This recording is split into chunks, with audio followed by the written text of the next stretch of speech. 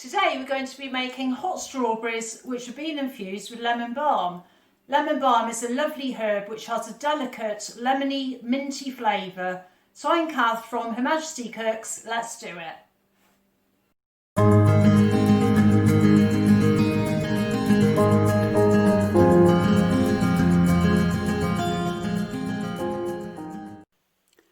I have a handful of lemon balm sprigs here, fresh from the garden, which I've gently rinsed with water.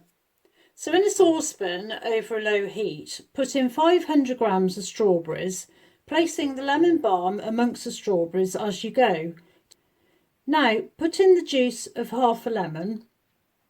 That looks pretty. And we're going to sprinkle over 50 grams of caster sugar. We'll leave that now for the sugar to very gently dissolve. Try not to disturb the strawberries too much. They're just starting to cook now, so we'll put a lid on to create a bit of steam.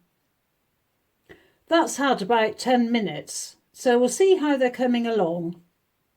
And the juices have released and the fruit softened, but without collapsing. We'll dish these up now.